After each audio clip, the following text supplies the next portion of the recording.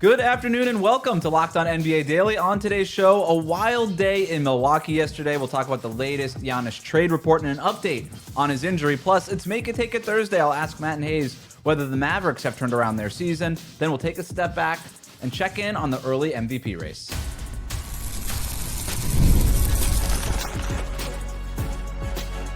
You are Locked On NBA, your daily NBA podcast. Part of the Locked On Podcast Network, your team every day. All right, welcome back to Locked On NBA Daily, part of the Locked On Podcast Network, now the #1 sports podcast network. However you're tuning in on YouTube or on your podcast app, thanks for making us your first listen every day. Today's episode is brought to you by Game Time. Download the Game Time app, create an account, use the code LOCKEDONNBA for $20 off your first purchase. I'm Wes Goldberg. Today we're talking about the best Giannis trade destinations and what's wrong with the Cavs and the Bulls. We're doing it with the help of Locked On's local experts. I have two of the best with me, as always, from the Locked On Nuggets podcast. He's your senior NBA writer for the Action Network. It's Matt Moore. Matt? Didn't have a chance to mention it yesterday. I did want to say rest in peace to Eldon Campbell, passed away this week. NBA legend, played for a number of teams, including the Lakers. Just want to give a quick shout out there to his, obviously, condolences to his friends and family. From the Locked On Bulls podcast, he's a Bears and Bulls creator for Bleacher Report. It's Haize. Hey, my team sucks. So I'm just glad that we don't have to talk about the Bulls. Oh, wait. Wes did put the Bulls on the topic list for today. There you guys go. We also have to talk about the Heat, who lost to the Mavericks last night, which I predicted. You did predict that. That's right. Something that nobody predicted. A wild day in Milwaukee just hours after Shams reported that Giannis and the Bucks are in discussions about whether to seek a trade. Giannis is sitting on the court with a non-contact calf injury 5 minutes into their game against the Detroit Pistons. The Bucks have ruled out an Achilles injury, and now they have ruled him out for the next 2 to 4 weeks with a calf strain. A ton to get into here. But first, here's Locked On Bucks with more on what was a roller coaster day. We need to actually start at the beginning, just to get a full idea of what the last 8 to 12 hours has been like in Milwaukee, been like for Bucks fans, because ESPN dropped another trade rumor saying that Giannis and his agent have started conversations with the Bucks about Giannis's future and discussing whether his best fit is in Milwaukee or somewhere else. ESPN stated that a resolution was expected in the coming weeks. And then you have Doc Rivers before the game pretty much saying, like, this is all cap. A lot of different emotions that come with it. But like, we've been preparing for this, right? Like, nobody should be shocked that this away. Is even in the ether right now. Exactly. I don't think people should be naive and saying like, oh, see, Shams, Doc said no, it didn't happen, so he's happy. Like, come on. There's still a window, like, and that gets back to my point of like the disappointment of being like, I thought this wasn't going to be an in-season thing. Like, let this be just off-season talk, if anything. Like, once you made the decision this year, let's see it through. Just see it through, my boy. Like, let's see what this looks like. Ton to get to, Matt. How did we get here? How did we get here? So Brian Windhorst yesterday on a radio hit that he did was talking about how, everyone's like, oh my God, like he's requested a trade. And he's like, he requested a trade this summer. And everyone's like, wait, what? Right? Because the conversations were talked about with the Knicks, but everyone was being very careful around Giannis to be like, it's not a trade request. We are in this spot where Giannis clearly and his people do not want it tagged as he has requested a trade. Right? They want it to be some sort of mutual understanding. What basically this is like, it's Giannis's people being like, we know it's over, right? Like, we can both agree it's over and it's time. And the Bucks kind of being like, I mean, maybe, like, we can turn it around. And there are relationships that are like that, where it's like, I mean, you still love me, right? I mean, yeah, I do still love you, but the house is falling down and you won't get out of bed, and this is a problem, right? And this is kind of that's where I think we're at a little bit, and there's no real good way for this to end. I think that Giannis is trying very hard not to have things end acrimoniously, and the key here is like the Bucks better trade him, because if not, then it gets acrimonious. Then it's like, all right, now I have to start pushing the buttons to get out of here, which is the same thing that happened with Dame, right? Like, here's a good example: is that Windhorst reported this morning that like Dame was really upset, or that Giannis, that this started when they traded, or when they released Dame, when they waived Dame. That's when he started to be like, okay, I'm out.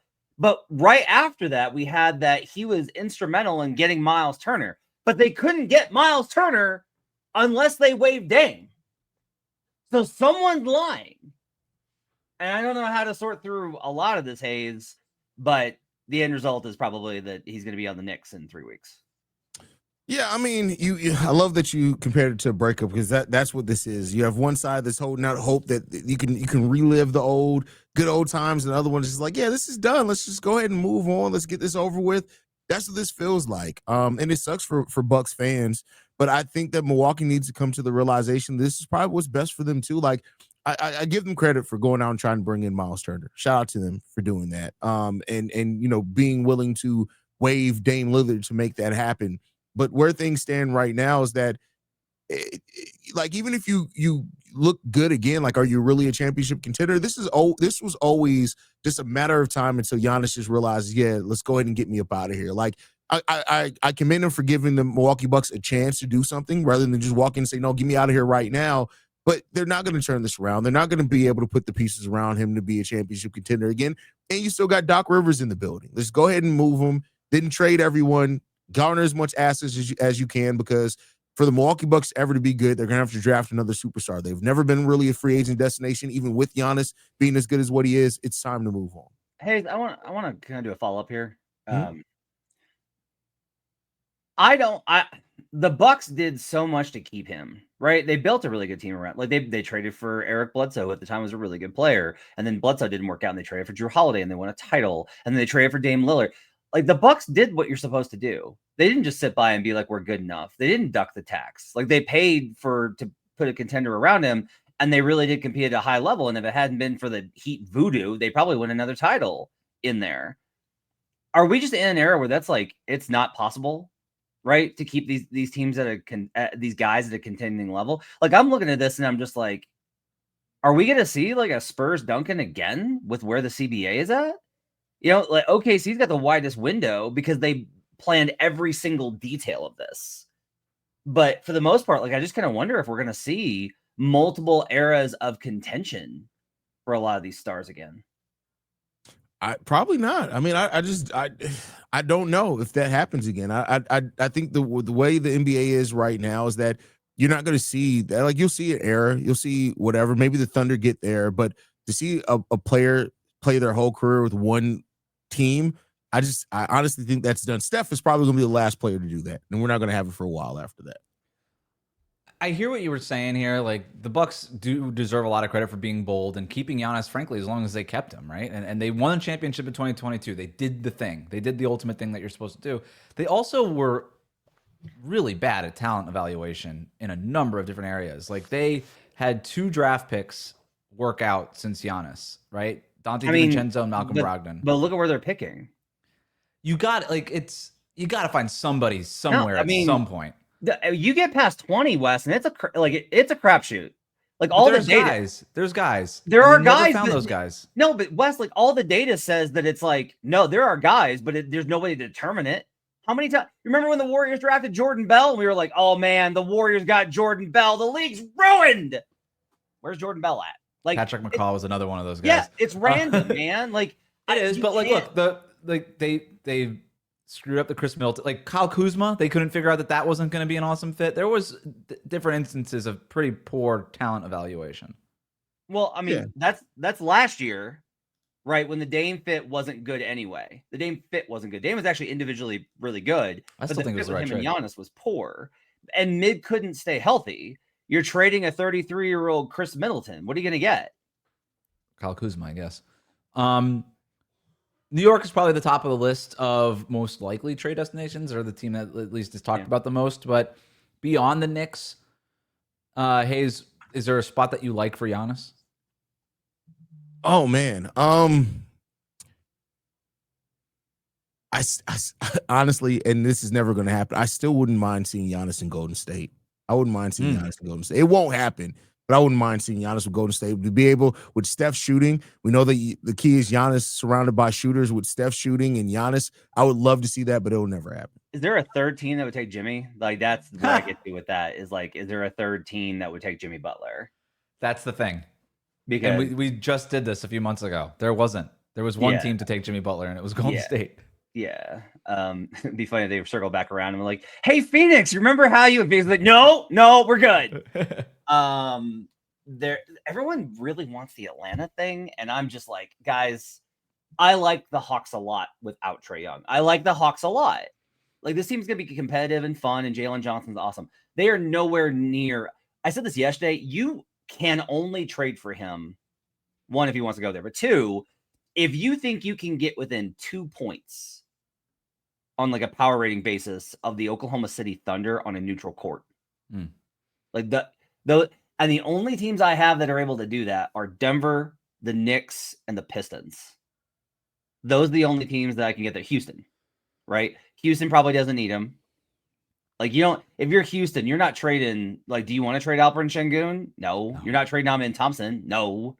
Right? So it's like, if he says, I want to go to Houston, I don't even know what that deal looks like because you got to get the money there. The one that I do like is San Antonio.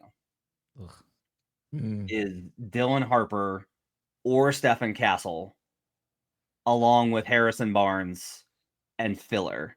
And you put Giannis next to Wemby. Haize, what do you think about that? Because I've also seen the Spurs thing out there. Personally, I kind of hate it. I want Wemby to have his own team.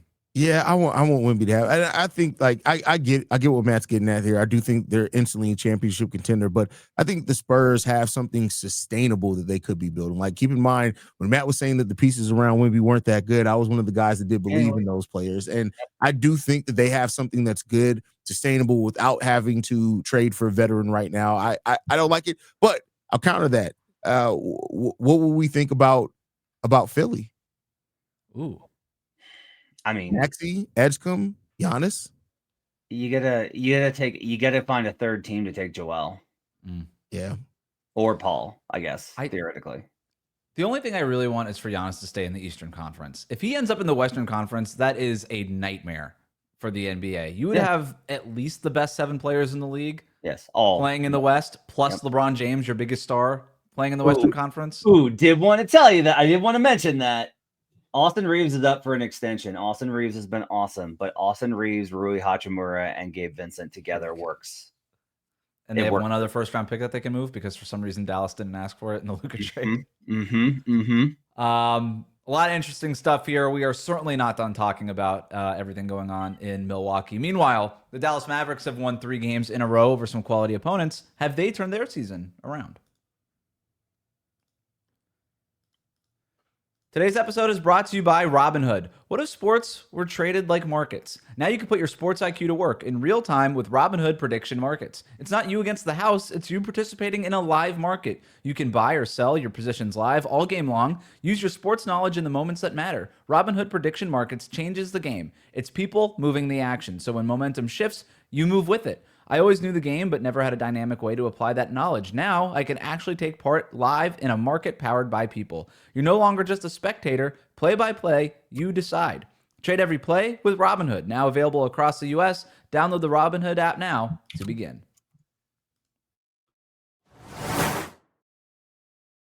Welcome back to Locked On NBA Daily. The best way to support the show is to subscribe on YouTube. We air Mondays to Fridays at 1 p.m. Eastern, wherever you get your podcasts.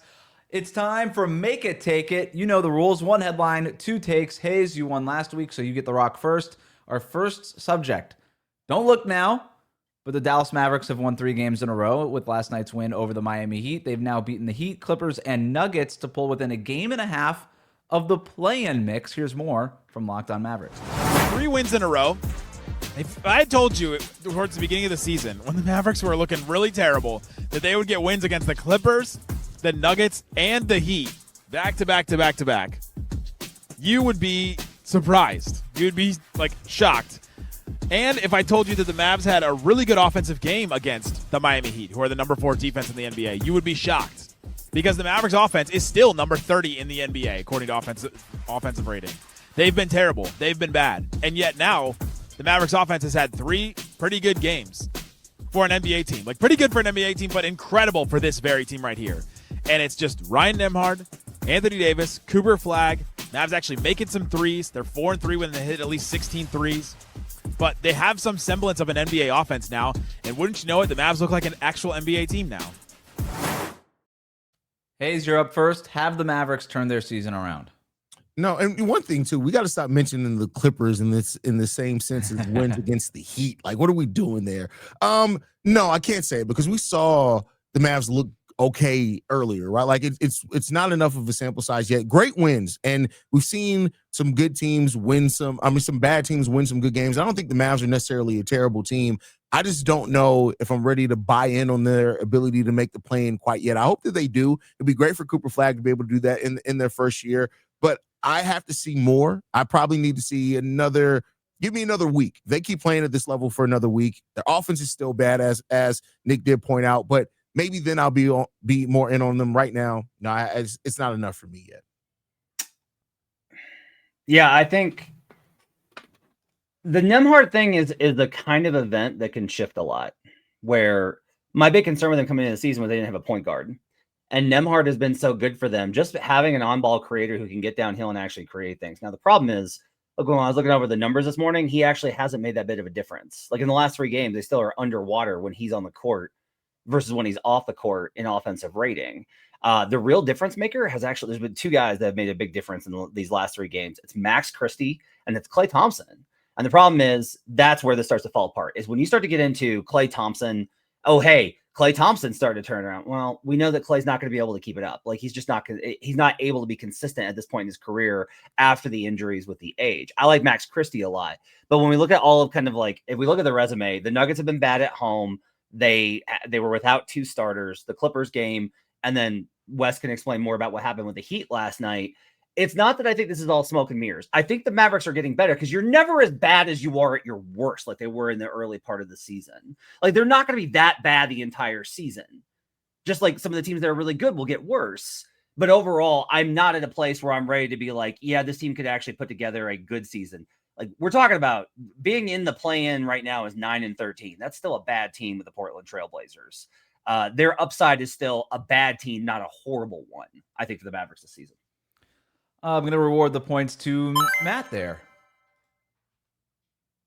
The Heat missed 26 threes last night. That's why they lost that game. Yeah. And to your point, Denver was down 2 starters in that game. So then you're like, oh, cool, good wins. And then you kind of start to look in with a microscope and you're like, maybe not as good. They are making a ton of threes lately too, and that's obviously very helpful. Meanwhile, the Cleveland Cavaliers lost to the Trailblazers last night. They've now dropped 4 of their last 5 games. Here's Danny Cunningham with more from Locked On Cavs. But the problem is the Cavs don't play with that competitive spirit frequently enough. They don't play with it consistently enough, because if they did, they wouldn't find themselves in a game where they're trailing the Portland Trailblazers, who are on the second night of a back-to-back. Even if they didn't have a great offensive night in terms of shooting the basketball. And again, they miss guys on that end of the floor. And that, I think, you can't necessarily debate. But even on and off night offensively, the defense is the thing that needs to be better. Like, I look at this and say, yeah, they only scored 110 points. And that's not good enough. But for me, the defense is the biggest issue from this, because the defense is something that I think the Cavs can do a little bit better job of controlling. They can't always control if they make or miss shots. Sometimes you're going to have bad nights shooting. That's going to happen. The Cavs have had them more frequently than I would anticipate they should. At some point, I do think that will even out. The energy is the thing that needs to be a non-negotiable for this Cavs team. They need to play hard more frequently than they are. That's the biggest problem. Matt, between energy, defense, injuries, what's the biggest problem right now for the Cavs? Or something The else? consistency point that he made, I think, was really good, because that's really what separates the great regular season teams, is that they're able to operate on a really high level. If you look at the Celtics in 2024 and you look at the Thunder last year, it's their ability to play the same way every single night. And like the Heat have always been really good at this under Eric Spoelstra, with the exception of last year with so much nonsense going on with Jimmy Butler, is that Spo has them and they play really consistent night to night. You don't get too up, you don't get too down, you stick to process, but you play consistently quarter to quarter, lineup to lineup. And the Cavs are not there. I don't find Danny's argument that like a lot of this is the injuries. I don't find it compelling. Like, it's Max Strus and Sam Merrill. Come on now. Like, you should be able to defend without those guys, even if you're having trouble scoring. One of the issues, like last year, it was like, okay, the defense isn't always great, but our offense is always elite. And they really do feel like they're putting it on cruise control this year, trying to be like, well, we'll just go out there and we'll score 130. And they're not, like, you're just not in that rhythm right now. And they're having a lot of problems with it. It is Evan Mobley, not consistent night to night. Donovan Mitchell's been consistent offensively. Last night was an aberration, but defensively, he's struggled at times. Darius Garland's not back healthy. They do not have that consistency. And this is a problem because that's, to me, is the hardest thing to build in the regular season. It's hard to find it because you almost got to find a frequency where you're trying harder, but not so hard that you're gassing yourself out. It's a tough balance, I think, to walk for the Cavaliers. And I have some concerns about them ever getting it together to be a really elite team.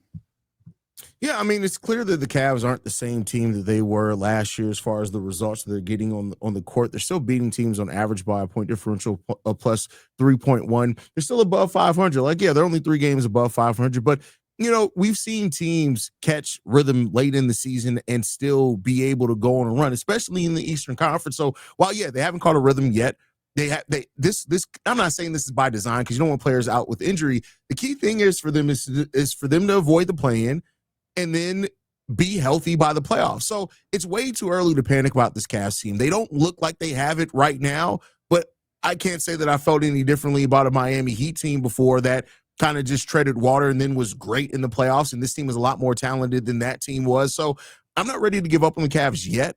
It is concerning, but let's at least wait to see what they look like in January and February before we completely worry about their ability to be a title contending team, because it's the East, and we've seen it happen before a lot in the East. Points to Haize. It is a long season. Our final round of Make It Take It is going to come up after the break. Plus, we're a quarter of the way through the season, so we're going to take a look at the MVP race. Is it fair to say it's between Jokic and Shai, or could somebody else be in the mix?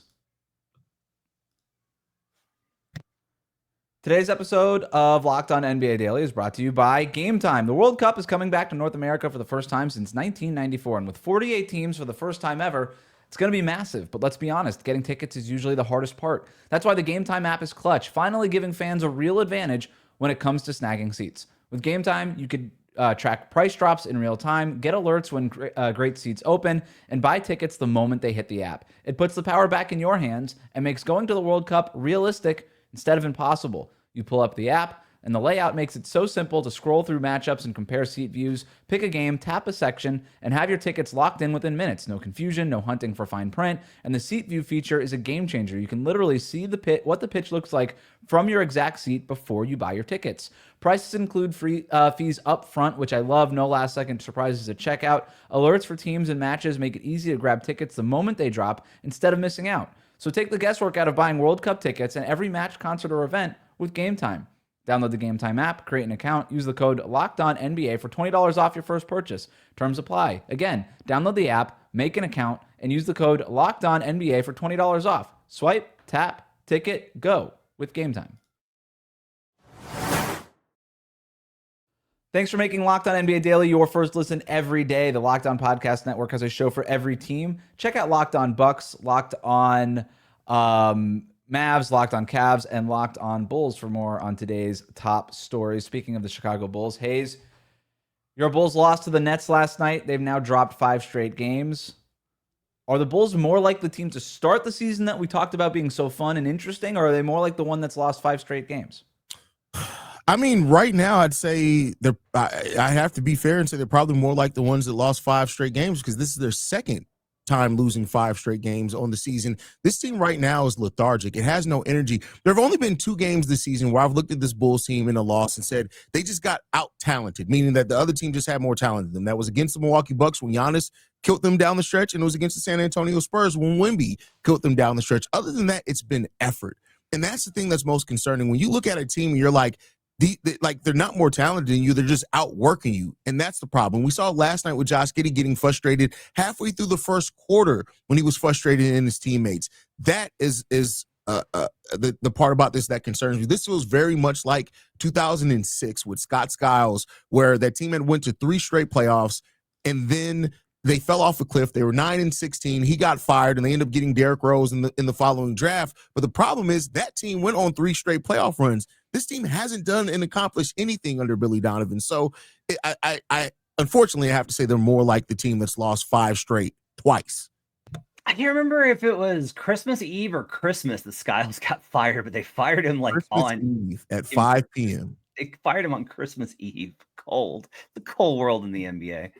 I actually think that they're right in the middle. Like, we expected this team to be like a play-in team right around 500. They're not as bad as they've played earlier, recently. They're definitely not as good as they were earlier, but a lot of that was 3-point shooting luck. I think they could probably rebalance. It's been weird seeing the kind of vibes, but teams go through these type of like vibe ups and downs a little bit throughout the season. I think that they're still kind of settling in with getting everybody healthy and on the same page. Like, there's promising stuff here. Like, they're plus 8.9 with Kobe White on the floor. That's great. Jalen Smith has given them awesome minutes. I kind of wonder if they need to go a little bit further and actually, again, try and move Vooch on this expiring contract and just go all in with the young guys. Because I think there's a lot of promising stuff there with the younger kind of lineups with Io and Matas and all those type of guys. I think they'll settle in right around a 500 team. I don't think that they're considerably worse than that, maybe a few games. And I don't think that they're going to be anywhere. I don't think that they will be a serious contender for a 6 seed either. The Bulls are going to be exactly medium, which honestly, given their age curve, is totally fine. It puts you in a competitive environment where you're still learning how to win. And that's the tough part. This is, I think, what you should expect for a team that's as young as this. Still believe in a lot of the good things happening with the Chicago Bulls despite the losing streak there. Points to Matt. Matt, you are our winner for Make It Take It this week. Congratulations. Yay. Cheers. Applause. Last subject for the day. We're about a quarter way through the season. Good time for us all to step back here. Little straw poll of the MVP race right now. If we were to start a ballot for MVP, who would be at the top of your ballot? Haize, I'll start with you. Nikola Jokic is probably at the top of my ballot. And is this a little bit of me looking at the fact he didn't win MVP last year? Maybe a little bit, but it's him and Shai and Luka, a distant third between those two guys. But right now, him and Shai are the only two in the race, and Jokic is the top. Yeah, I mean, the efficiency with Jokic is absolutely insane. Like, how they're playing, just everything. You know, this is a year where the defense stands out even more, though. I don't think Jokic's defense has been good. I think it's been worse when Aaron Gordon and Christian Brown went down. Like, they're playing drop coverage and guys are still getting to the rim. The whole point of doing that is to avoid guys getting to the rim. Shai's not an elite defender, but he's good. He contributes to that team. And that's where it gets kind of tough, is if you have this real tilt one way or the other, how much do you value defense? I'd still probably have Jokic one because of the unworldly efficiency. Like, he's got a 68% effective field goal percentage as a guy averaging double-digit assists. Like, what is this? It's absolutely insane. The interesting questions I actually think start if we assume Giannis isn't going to play enough games now that he's out 2 weeks. After Luka, getting into 4 and 5, I think is where the conversation starts to get really interesting. I think I might be going Shai if I were to make a vote right now, just because of where I do think the team stuff does matter with this award and where the Thunder are right now. I go so back and forth on this because it's like, look, if you stack them up, if you put them on paper and you stack them up, you're kind of like, does he really belong here with like Luka and Giannis and Jokic? And then you watch him like the other night in that Warriors game where it's like bucket. He's so efficient. He's not just a bucket getter. He's an efficient one. And that's very rare. There's nothing wasted with him. So like, I get it. I still am of the opinion of if I ask you this question, why do the Thunder win, Wes? What's your, like, they win for a lot of reasons, but what's the number one reason? No, that's fair. You would go defense, wouldn't you? Yeah. And then you would say, but the reason that they can win a title is because of Shai.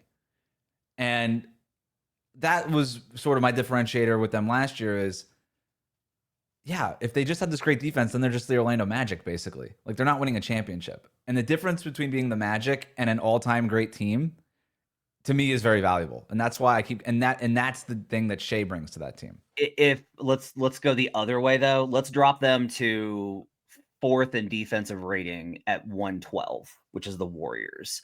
That's a 5-point difference. Yeah. So they go from a plus 11 to a plus 6, which is still the 3rd best net rating in the league. Like, that's still really good. So I think, look, there's no wrong answer. I think Jokic and there should literally be 2 MVP awards. We should be able to take MVPs away from like past winners and be like, these guys are more deserving. Like, there's no wrong answer here. I want to go back to the point you both made, though. outside Matt, I think you said you might have Luka at 3 there. And so we kind of agree what the top 3 looks like. We at least the players in the mix there. 4 and 5 gets really interesting here. Yes. What are we thinking? Like in our I'm not going to tell you to give me the whole ballot. That's not fair a quarter way in the season. But like players that are in the mix right now, Haize. Of MVP? Yeah, for like the 4th and 5th spots on your I think hypothetical ballot.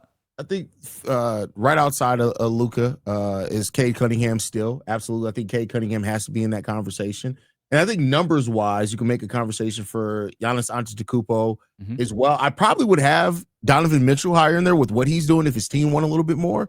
But I'd probably say Cade, Giannis there. Yeah, I mean, I'm assuming Giannis has had too many games missed to injury with this recent one. That's a good point. If he's healthy, I think he's 3rd. I think it's him and then Luka. That's how good Giannis has been. He's been an unbelievable player.